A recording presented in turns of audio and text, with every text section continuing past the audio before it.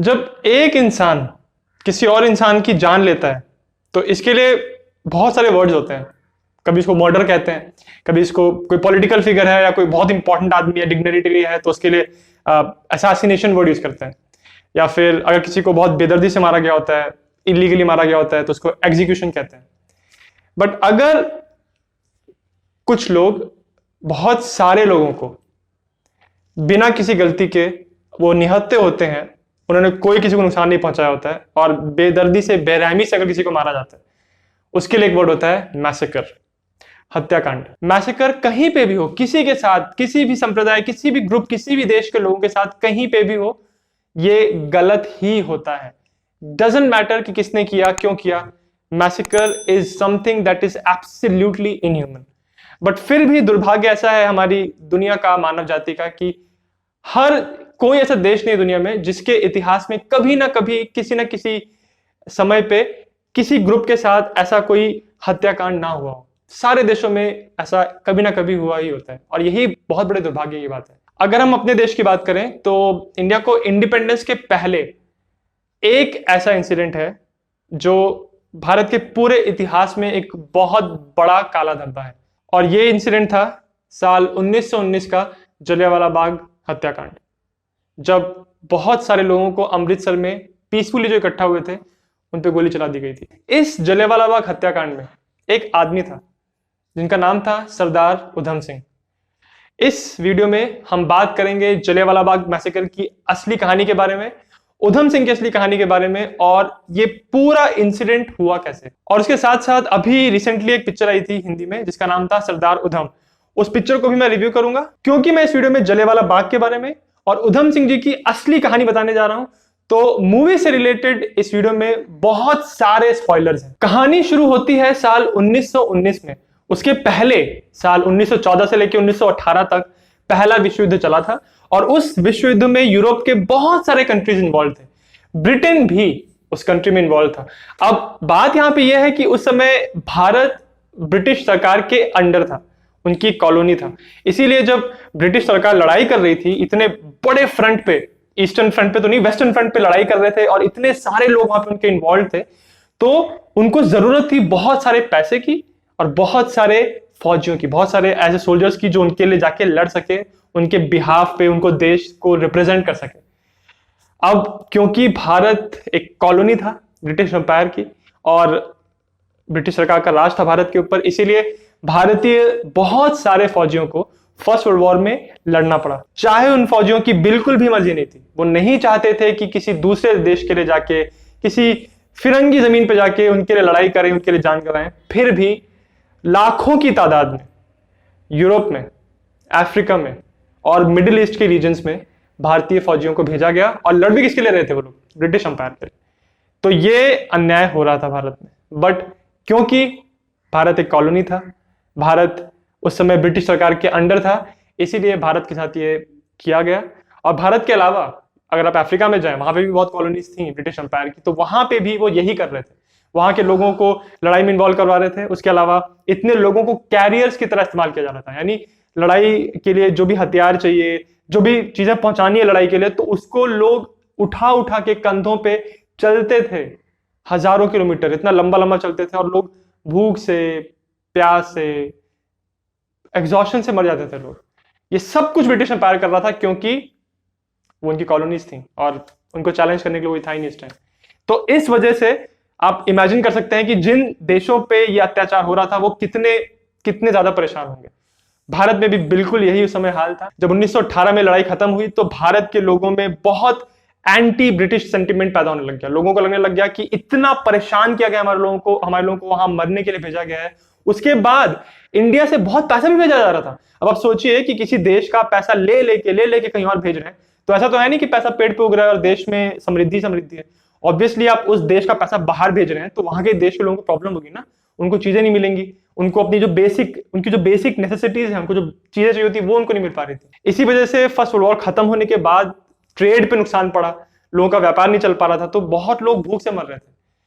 तो इन सारी चीजों की वजह से भारत के लोगों में बहुत रोष था ब्रिटिश गवर्नमेंट के प्रति, और स्पेशली बंगाल और पंजाब के रीजन्स में बहुत ज्यादा नारेबाजियां हो रही थी, प्रोटेस्ट हो रहा था। और बहुत लोग अटैक कर रहे थे ब्रिटिश गवर्नमेंट के ऊपर। पंजाब के रीजन को लेके स्पेशली ब्रिटिश गवर्नमेंट बहुत घबरा रही थी, क्योंकि वो जानते थे कि पंजाब के लोगों को भेजा गया है फ्रंट पे, वहां पे बहुत परेशानियां हैं, बहुत तंग किया है, बहुत परेशान किया इन लोगों को, और अब वो उस चीज का किसी ना किसी तरह से बदला लेंगे।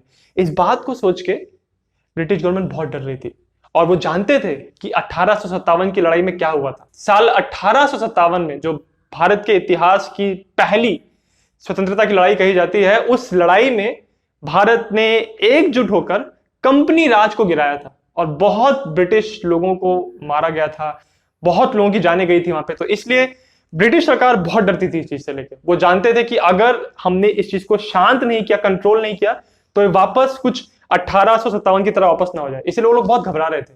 उसके साथ साथ साल 1915 में भारत के अंदर वापस सारे जितनी ब्रिटिश इंडिया आर्मी के जो इंडियन फौजी थे, उन्होंने मिलकर प्लान किया था कि हम 1915 में एक रिवोल्यूशन करेंगे, म्यूटिनी करेंगे सरकार के खिलाफ। बट उस म्यूटिनी को ब्रिटिश गवर्नमेंट ने कंट्रोल कर लिया था, दबा दिया था।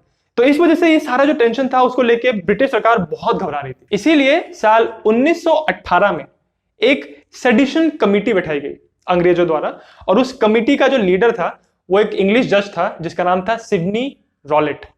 और उस बंदे ने, इस पूरी कमिटी ने मिलके एक एक्ट पारित किया। इस एक्ट का नाम था द रॉलेट एक्ट। अगर आपने भारत का इतिहास पढ़ा है, आपने स्कूल में डेफिनेटली पढ़ा होगा, तो आप जानते होंगे कि रॉलेट एक्ट का नाम आपने बहुत सुना होगा। रॉलेट एक्ट एक स्पेशली बहुत ही ज्यादा गैर कानूनी एक कानून था। देखिए कितनी आयरनी है, ये कानून था बट पूरी तरह गैर कानूनी। ऐसा क्यों था? ऐसा इसलिए था क्योंकि रॉलेट एक्ट में ये कहा जा रहा था, ये प्रपोज किया जा रहा था कि अगर ब्रिटिश सरकार को लग रहा है कि कोई भी बंदा, ये बंदा ना मुझे ठीक नहीं लग रहा है, वो उसको अरेस्ट कर सकते हैं without warrant, without any formal proceedings. उसको अरेस्ट कर सकते हैं और उसको फिर जेल में डाल सकते हैं बिना किसी प्रोसीडिंग्स किए। मतलब कुछ भी उसको बताया नहीं जाएगा, बिना किसी किसी प्रॉपर लीगल प्रोसीजर के उसको जेल में डाल सकते हैं। और ऐसा भी था कि उसके खिलाफ जो सबूत, गवाह, कोई उसको नहीं दिखाए जाएंगे, उसको बस जेल में डाल दिया जाएगा।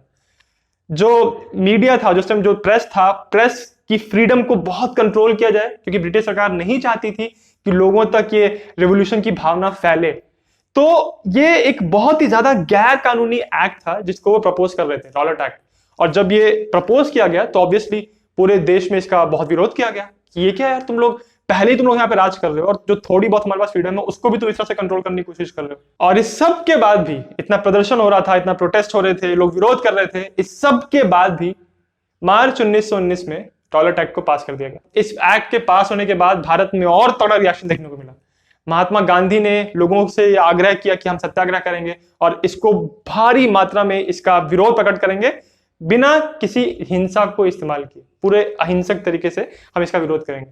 वहां बॉम्बे में मोहम्मद अली जिन्ना ने अपनी बॉम्बे सीट को छोड़ दिया प्रोटेस्ट बोल के। उन्होंने कहा कि ये इस तरह का जो एक्ट पारित कर रही है सरकार, वो एक नॉर्मल, एक अनबायस सरकार हो नहीं सकती। तो बहुत सारा रिएक्शन देखने को मिला था, बट फिर भी ये एक्ट पारित हुआ और लोगों पे इसको अप्लाई किया गया।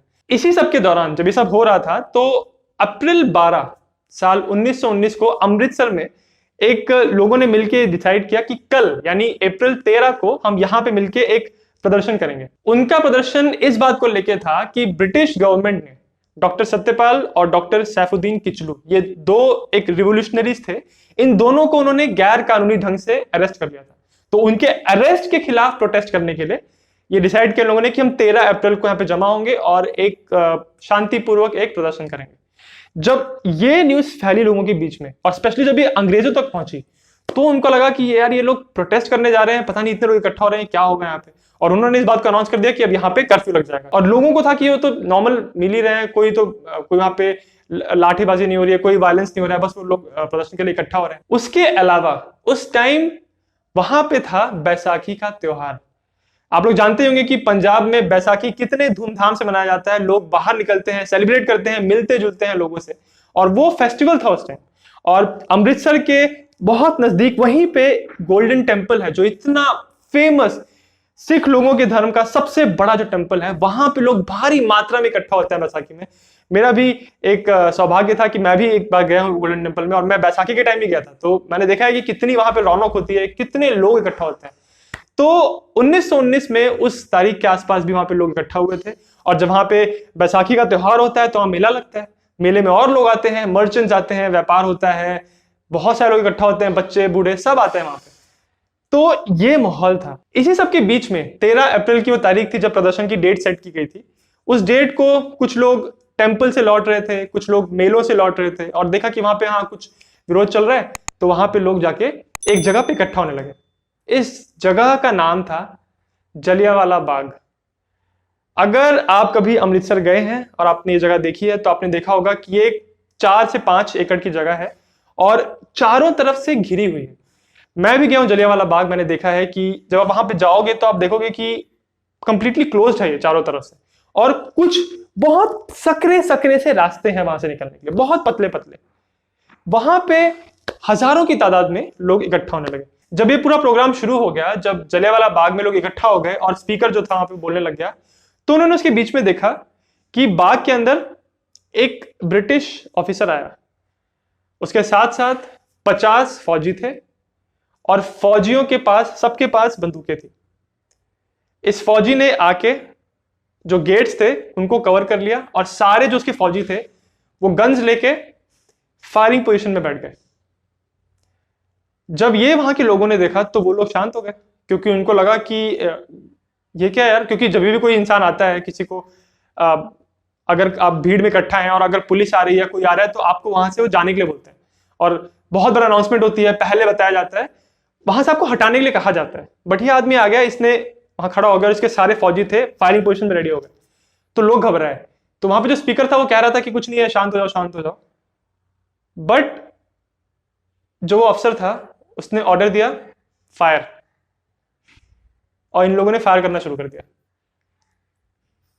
आप सोच के देखिए कि एक ऐसा ग्रुप है जो इकट्ठा हुआ है, जो एक स्पीकर की बात को सुन रहा है और जो इकट्ठा हुआ है सिर्फ अपना प्रदर्शन प्रकट करने के लिए, पूरी तरह शांतिपूर्वक तरीके से, कोई हिंसा नहीं हो रही, कोई किसी को नुकसान नहीं पहुंचा जा रहा है, कोई पब्लिक प्रॉपर्टी डिस्ट्रॉय नहीं की जा रही, उनके ऊपर आके इस बंदे ने फायर का ऑर्डर दे दिया।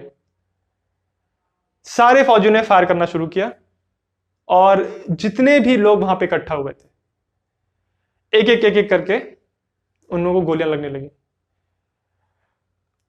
यहां पे बात यह थी कि जलियांवाला बाग, जैसे मैंने आपको बताया, कि चारों तरफ से घिरा हुआ है, आसपास दीवारें हैं, घर हैं आसपास, तो वो ऊंचे ऊंचे घर हैं, तो वहां से भाग नहीं सकते। बीच में कुछ जगह थी सकरी सी, जहां पे गेट लगे थे जो लॉक थे, कुछ बस वैसी जगह थी वहां से निकलने के लिए, और बाकी जो निकलने की जगह थी उनको पूरा कवर किया हुआ था इन फौजियों ने जो फायर कर रहे थे। अब जहां अंदर जो लोग थे उनके पास कोई तरीका नहीं था बचने का, उन्होंने भागना शुरू किया, यहां से वहां लोग भाग रहे थे, कूदने की कोशिश कर रहे थे, बट जो लोग कूद रहे थे उन लोगों को भी ये लोग गोली मार रहे थे। उसके बाद उसी बाग के बीच में एक, वहां पे एक कुआं है, उस कुएं में बहुत लोग कूद गए। लगभग 10 मिनट के बाद जब इन सारे फौजियों की गोलियां खत्म हो गई, तब इस ब्रिटिश अफसर ने फायरिंग रुकवाई। इस ब्रिटिश ऑफिसर का नाम था General Reginald Dyer. General Dyer वो आदमी था जिसने एक शांतिपूर्वक सभा के ऊपर, इतने सारे मासूम लोगों के ऊपर, जहां पे औरतें थी, बच्चे थे, बूढ़े लोग थे, इन लोगों पे इसने फायरिंग करवाई और इतने सारे लोगों को इस बंदे के ऑर्डर पे मारा गया। डायर तो अपने साथ आर्मर्ड कार्स भी लेके आया था, यानी ऐसे गाड़ियां जो पूरी तरह, जिसके आसपास आर्मर लगा रहता है, स्टील का कवच लगा रहता है, उनके ऊपर मशीन गन्स थी, वो गाड़ी भी वो लेके आया था यहाँ पे। बट जलियांवाला बाग के अंदर घुसने का जो रास्ता था वो बहुत सकरा था और एक गाड़ियां अंदर आ नहीं सकती थी, इसीलिए वो गाड़ियां बाहर ही खड़ी करनी पड़ी, नहीं तो वो मशीन गन्स भी लेके आया था यहाँ पे लोगों को मारने के लिए। डायर ने बाग के अंदर आने के बाद कोई वार्निंग नहीं दी लोगों को कि आप यहां से डिस्पर्स हो जाओ, चले जाओ यहां से, इस समय ये सभा करना गैर कानूनी है। उसने अंदर आके सीधे लोगों पे फायर करना शुरू कर दिया और इसी इंसिडेंट को भारत के इतिहास में याद किया जाता है जलियांवाला बाग हत्याकांड कह के। इस मैसेकर में कितने लोगों की जान गई थी, इस नंबर को लेके बहुत मतभेद है लोगों में, क्योंकि जब ये इंसिडेंट पहली बार न्यूज में रिपोर्ट किया गया था, जस्ट इस इंसिडेंट के बाद, तो उस समय जो मेन प्रेस था, जो अखबार था अंग्रेजी, उसने ये कहा कि अंग्रेजी सरकार के खिलाफ कुछ रेबल्स ने आके अटैक करने की कोशिश की और अंग्रेजी सरकार ने उन लोगों को दबा दिया और कुछ 200 कैजुअलिटीज हुई हैं, ये बोला अखबार ने, पहली न्यूज। और लोगों को लगा हाँ कुछ बाहर जो लोग जो बैठे थे अंग्रेज लोगों को उनको लगा कि हाँ कोई छोटे मोटा सा इंसिडेंट था, बट जब इसके बारे में लोगों को और पता चलना शुरू हुआ और ये न्यूज बाहर पहुंचने लगी, तब लोगों को लगा कि ये एक्चुअली में क्या हुआ था यहाँ पे। क्योंकि ये एग्जैक्ट नंबर नहीं पता लोगों को कि यहाँ पे इकट्ठा कितने लोग हुए थे, इसके बहुत अलग अलग आंकड़े हैं। कुछ लोग कहते हैं कि 6,000 से लेके 20,000 के बीच में कुछ इस तादाद में लोग वहां पे इकट्ठा थे, और इस हिसाब से बहुत अलग अलग नंबर्स कहते हैं। कुछ लोग कहते हैं कि इतने लोगों की वहां पे कैजुअलिटीज हुई, इतने लोगों की डेथ हुई, बट फाइनली जो भारत में नंबर एक्सेप्ट किया जाता है जनरली, उसको कहते हैं लगभग 2,000 लोगों की जान वहां पे गई थी। इस हत्याकांड की न्यूज जब पूरे भारत में फैली, उसके बाद पूरे विश्व में फैली, तो इसको बहुत ज्यादा क्रिटिसाइज किया गया। भारत में श्री रविंद्रनाथ टैगोर ने इस बात पे, इस इंसिडेंट पे अपना रिग्रेट प्रकट करते हुए और अपना दुख प्रकट करते हुए, अपना प्रोटेस्ट दिखाने के लिए उन्होंने अंग्रेज सरकार को बोला कि तुम क्या सरकार हो, तुमने ऐसे लोगों को मार दिया जो नॉर्मल वहां पे लोग प्रदर्शन कर रहे थे। वहां पे बच्चे थे, छोटे छोटे लोग थे, वहां पे बूढ़े लोग थे, औरतें थी, वो सिंपल प्रदर्शन कर रहे थे, तुमने उनको बेगुनाह लोगों को मार दिया। इस चीज को प्रोटेस्ट करने के रविन्द्रनाथ टैगोर ने अपना नाइटहुड, यानी उनके नाम के आगे जो सर लगता था, उसको उन्होंने ब्रिटिश सरकार को वापस कर दिया। भारत में बहुत स्ट्रॉन्ग रिएक्शन हुआ इस हत्याकांड का। उसके अलावा एक्चुअली ब्रिटेन में भी इसका रिएक्शन हुआ था। विंस्टन चर्चिल, जो भारत में बहुत पॉपुलर नहीं है, उसने भी एक्चुअली इस इंसिडेंट को बहुत ज्यादा क्रिटिसाइज किया था। उसने कहा कि जनरल डायर ने जो अमृतसर के इस बाग में जो किया है, वो कोई नॉर्मल इंसान नहीं कर सकता, ये एक दरिंदे की हरकत है। उसने बहुत ज्यादा क्रिटिसाइज किया और उसने कहा कि किसी मिलिट्री को यह अधिकार नहीं है कि किसी ग्रुप में जाके इस तरह से आप बिल्कुल फायरिंग शुरू कर दो और इतने लोगों को आप मार दो वहां पे। तो विंस्टन चर्चिल ने इस इंसिडेंट को बहुत ज्यादा क्रिटिसाइज किया था। जलियांवाला बाग हत्याकांड से रिलेटेड भारत के इतिहास में एक क्रांतिकारी ऐसे हैं जो बहुत ज्यादा जाने जाते हैं। इनका नाम है सरदार उधम सिंह। उधम सिंह एक्चुअली उस समय अमृतसर में थे जब ये हत्याकांड हुआ।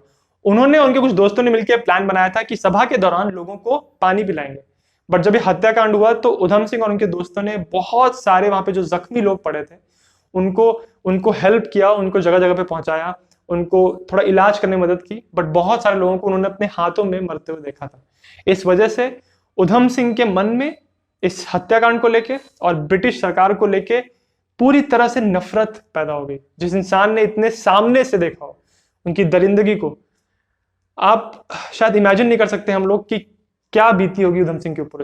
इस इंसिडेंट के बाद उधम सिंह ने अपने आप को पूरी तरह समर्पित कर दिया भारत के रिवोल्यूशनरी मूवमेंट में। साल 1924 में उधम सिंह ने ज्वाइन की गदर पार्टी और वो गए बाहर के देशों में, और उन्होंने कोशिश की कि बाहर जितने भी नेशनलिस्ट लोग हैं, जो रिवोल्यूशनरी लोग हैं, उनको इकट्ठा करके जो यहाँ पे इंडिया में जो ब्रिटिश सरकार राज कर रही है उनको हटाने का प्लान किया जाए। भारत में रहते रहते उनकी दोस्ती हुई भगत सिंह से, जो कि एक और बहुत बड़े रिवोल्यूशनरी थे। उसके बाद भारत में उधम सिंह को अरेस्ट किया गया और 1931 में उनको रिहा किया गया। रिहा होने के बाद उधम सिंह वापस किसी तरह से बचते बचाते निकल गए वहां से, और जर्मनी से होते हुए वो पहुंचे वापस कहां?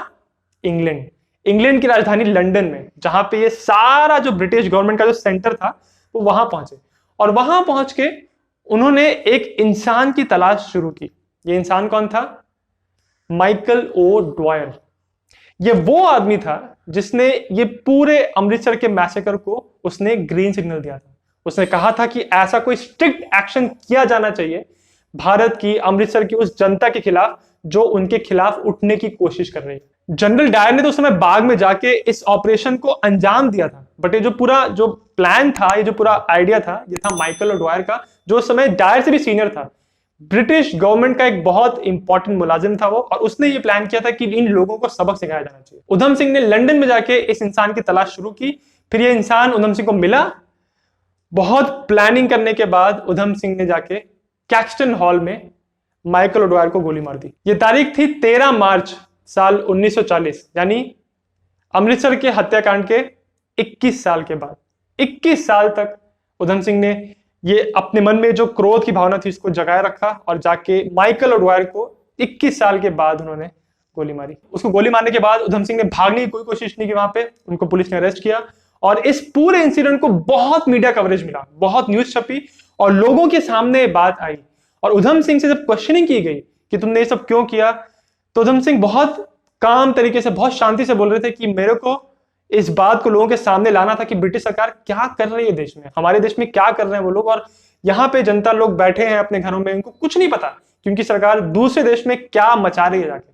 इस बात को मुझे लोगों के सामने लाना था, और ये जो मीडिया कवरेज जो मिल रहा था उसको, उससे बहुत हेल्प मिली। उधम सिंह ने यह भी कहा कि उनको कोई पछतावा नहीं है ऐसा करने के बाद, इस इंसान की यही सजा थी, ये डिजर्व करता था, और उनको कोई पछतावा नहीं है, अगर उनको सूली पे भी चढ़ा देते हैं तो उस चीज के लिए रेडी है। लंदन में उधम सिंह के ऊपर केस चला और 31 जुलाई साल 1940 को उधम सिंह जी को फांसी दे दी गई, और इसके बाद भारत के इतिहास में उधम सिंह शहीद आजम बन गए और हमेशा के लिए अमर हो गए। आज भी जलियांवाला बाग में उधम सिंह जी की अस्थियां रखी हुई हैं। ये तो सारी कहानी थी जलियांवाला बाग हत्याकांड के बारे में और उधम सिंह जी की असली लाइफ के बारे में। अब हम बात करते हैं इस मूवी के बारे में जो अभी आई है, जिसका नाम है सरदार उधम, जिसमें लीड रोल कर रहे हैं उधम सिंह जी का विकी कौशल। इस पिक्चर की टाइमलाइन लीनियर नहीं है, यानी शुरुआत में दिखाया है कि पंजाब से वो जेल से रिहा हुए, उसके बाद दिखाया कि उधम सिंह लंदन पहुंच के माइकल ओडवायर को गोली मार दी, उसके बाद पास्ट में आए, फिर प्रेजेंट, पास्ट प्रेजेंट, ऐसे बहुत आगे पीछे किया है। लीनियर तरह से टाइमलाइन नहीं है इस पिक्चर की। अगर एक्टिंग पर हमें इसकी बात करूं तो विकी कौशल का काम बहुत ही अच्छा लगा, क्योंकि बिल्कुल भी ओवर द टॉप नहीं था, बहुत सटल था, और उधम सिंह जी को उसने बहुत रियल तरीके से पोर्ट्रे किया। यानी ऐसा लगता है कि एक जो क्रांतिकारी भी थे वो बहुत नॉर्मल लोग थे, आपके और हमारे जैसे, और कुछ ऐसे डायलॉग बाजी नहीं कर रहे हैं और बहुत बड़ी बड़ी बातें नहीं कर रहे हैं, आपको ऐसा नहीं लगेगा कि कोई दूसरी दुनिया के लोग हैं, बहुत नॉर्मल लोग दिखाए हैं। उसके अलावा जो भगत सिंह का जो किरदार है इस पिक्चर में वो भी बहुत ही स्वीट है, क्योंकि भगत सिंह जी को भी बहुत ही नॉर्मल इंसान की तरह, जिनकी नॉर्मल लाइफ में प्रॉब्लम्स हैं, हंसी मजाक कर रहे हैं, वैसे दिखाया गया है। तो ये सब छोटी छोटी जो सटल बातें थी इस पिक्चर की, मुझे बहुत पसंद आई। इस पिक्चर में पुराने लंदन के बहुत सारे सीन्स हैं जो कि मुझे लगता है कि रिक्रिएट करना मुश्किल होता है।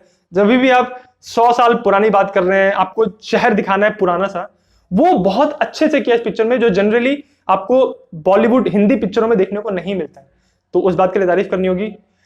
उसके अलावा इस पिक्चर में बहुत टॉर्चर सीन्स हैं, जहां पे उधम सिंह जी को अरेस्ट किया हुआ है और उनसे कन्फेशन लेने के लिए उनको इंटरोगेट कर रही है ब्रिटिश पुलिस।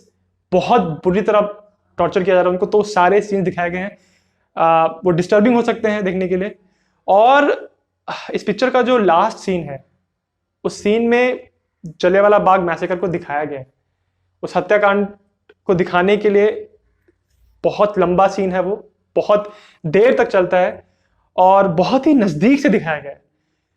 तो आपको देख के वो बहुत ही रोंगटे खड़े हो जाएंगे आपके, और आपको शायद आप डर जाए, क्योंकि बहुत ग्राफिकली दिखाया गया है और बहुत ही इमोशनल सीन है वो।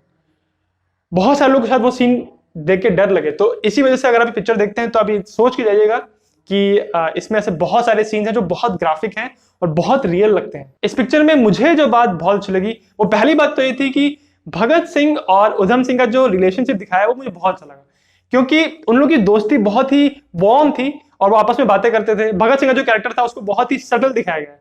यानी हम सोचते हैं कि भगत सिंह बहुत ही अलग दुनिया के कोई इंसान थे, बहुत मतलब क्रांतिकारी थे, और उनकी नॉर्मल लाइफ उनकी हमारी ऐसी थी नहीं।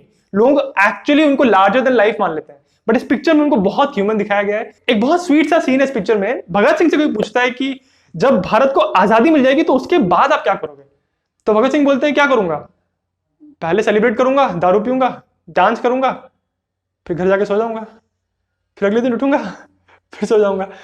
मतलब भगत सिंह के कैरेक्टर को बहुत ज्यादा ह्यूमन जैसे दिखाया है और बहुत आप रिलेट कर पाते हो उनके साथ, तो मुझे चीज बहुत ही अच्छी लगी, बहुत स्वीट लगी। दूसरी बात जो मुझे बहुत अच्छी लगी इस पिक्चर की, वो ये थी कि उधम सिंह को इस तरह से दिखाया गया है कि वो ब्रिटिश लोगों से नफरत नहीं करते थे। ये बात बहुत ज्यादा इंपॉर्टेंट है। अक्सर ऐसा कह देते हैं कि उधम सिंह गए थे, उनको सारे ब्रिटिश लोगों से नफरत थी, वो ब्रिटिश कौम से ही नफरत करते थे, ऐसा बिल्कुल भी नहीं था। इस पिक्चर में दिखाया है कि उधम सिंह के एक्चुअली ब्रिटिश लोग दोस्त थे और वो बहुत घुलते मिलते थे। उनके लैंडलॉर्ड थे, जो वो नॉर्मल लोगों से मिलते थे, तो अच्छी उनकी एक अच्छा उनका रेपो था, लोगों से वो बातचीत करते थे, इंजॉय करते थे। उनको लोगों से कोई आपत्ति नहीं थी, उनको आपत्ति थी इस इंपीरियल गवर्नमेंट से, कुछ ऐसे लोगों से गवर्नमेंट में जो बैठ के भारत के ऊपर ऐसा अत्याचार कर रहे हैं और उस चीज को रिग्रेट भी नहीं करते वो लोग, इस बात से उनको आपत्ति थी। और माइकल ओडवायर के पास भी जब उधम सिंह काम कर रहे थे उस टाइम भी उनको बहुत मौके मिले उसको मारने के लिए, बट उन्होंने मारा नहीं, क्योंकि वो जानते थे कि अगर मैंने इसको ऐसे मार दिया तो ये कत्ल माना जाएगा, मर्डर, और इस इंसान को लोग मार्टर मान लेंगे, यानी शहीद मान लेंगे। इस इंसान की दरिंदगी लोगों के सामने नहीं आएगी। इसलिए एज अ प्रोटेस्ट अपने आप को ये दिखाने के लिए कि हम विरोध कर रहे हैं इस पूरी सरकार का, इस सरकार के ऐसे कुछ लोगों का जो अत्याचार करते हैं, इसको प्रकट करने के लिए उन्होंने इस तरह से अपने आप को अरेस्ट करवाया और सारी जब गवाही दी तो उन्होंने सब कुछ बोला कि क्या क्या किया था इन्होंने अमृतसर में। उधम सिंह ब्रिटिश लोगों से नफरत नहीं करते थे, और अक्सर जब हम बात करते हैं जो अत्याचार किया जा रहा था इंडिया में ब्रिटिश सरकार द्वारा, बहुत बार ऐसा होता था कि उन अत्याचारों के बारे में ब्रिटिश जनता को पता ही नहीं होता था। आप सोचिए कि अगर आप किसी दूसरे देश में जाके अत्याचार कर रहे हैं तो ऑब्वियसली आप कोशिश करेंगे कि उन चीजों को आप छुपा के रखो, आप अपने लोगों तक पहुंचने मत दो।